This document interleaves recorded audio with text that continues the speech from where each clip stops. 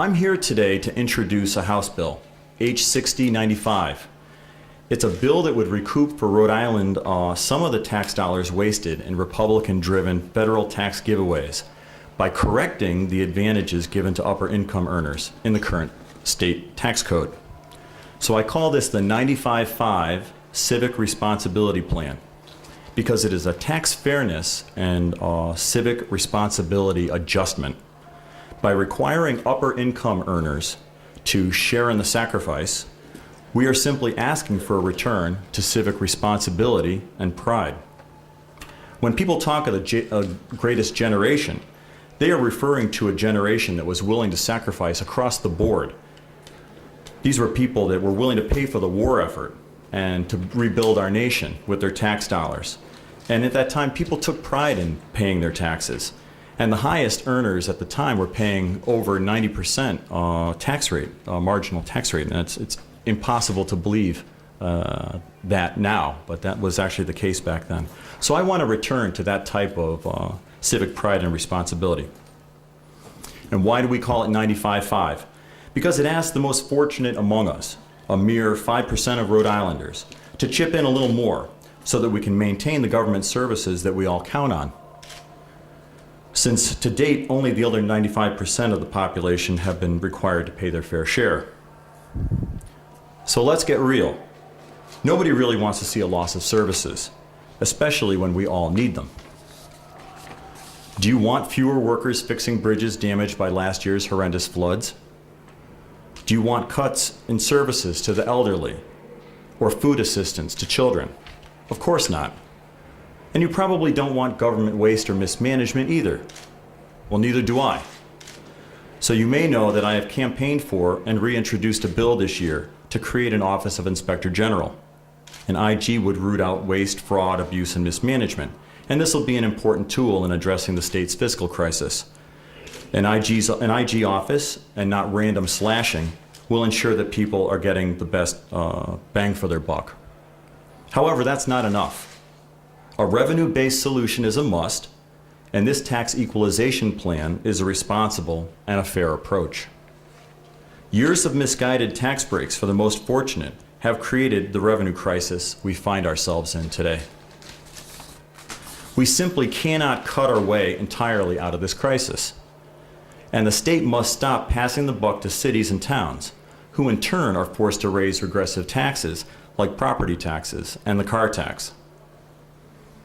This 95-5 plan is a measure demanded by the circumstances. It's a start to a just course correction in our local economy. And let me explain how this tax bill works. The 95-5 Civic Responsibility Plan would escalate the tax rate by 4.1% only on earnings above $250,000 a year or $200,000 for individuals. Let me repeat that.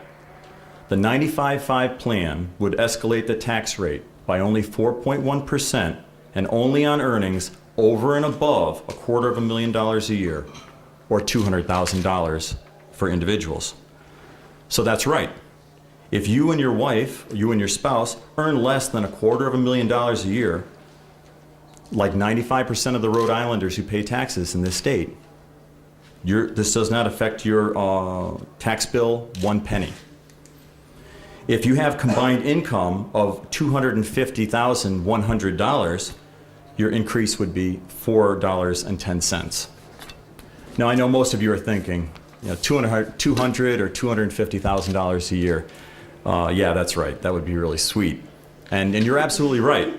The median income for workers in Rhode Island is only $67,000 a year on the average as a whole. And it's much lower in our cities. In Providence, it's $23,000. And if you look at the 5%, we're talking about people who are in the top management from financial institutions, executives at large corporations, and along with a fortunate few entrepreneurs and a rare artist here and there. These are the people that earn the top salaries, the fortunate 5% of the population, some of whom have inherited this advantage.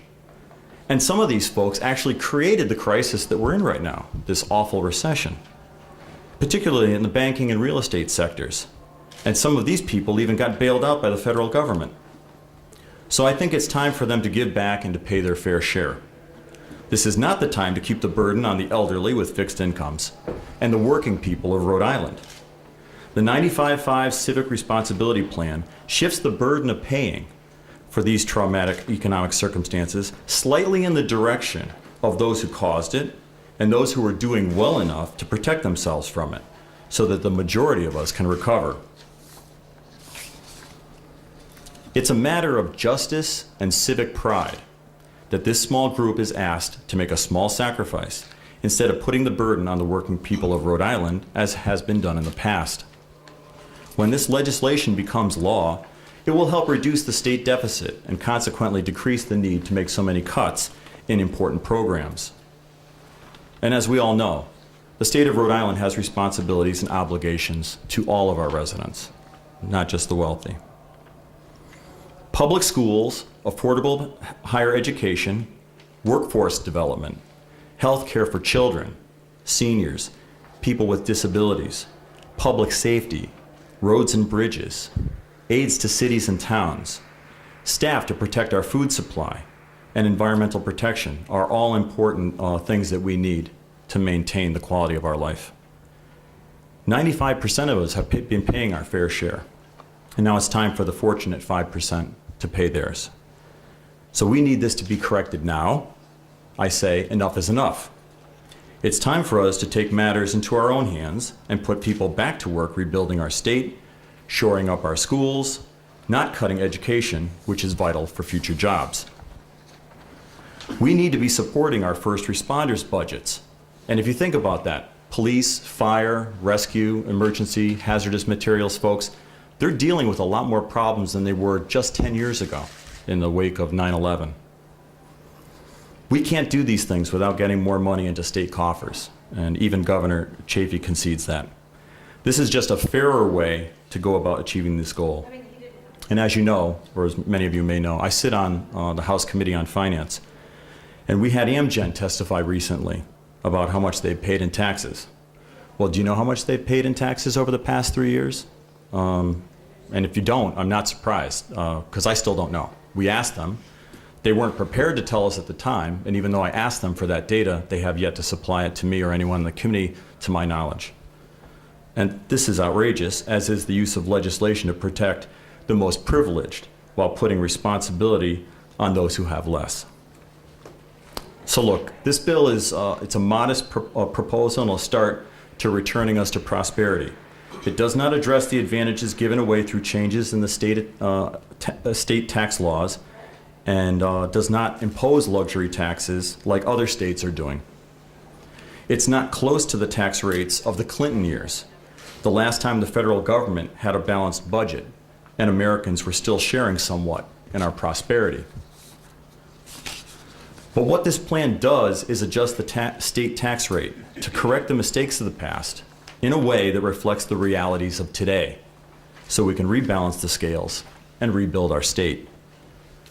So please understand, the passage of this 95-5 Civic Responsibility Bill will be good for the working people of Rhode Island. It'll be good for the poor, for the elderly, and our veterans who are suffering most greatly. It'll be good for our state that wants and needs to provide quality service to all of its residents. This is something that's only possible if we have the money to do it. And I thank you for your support and your time.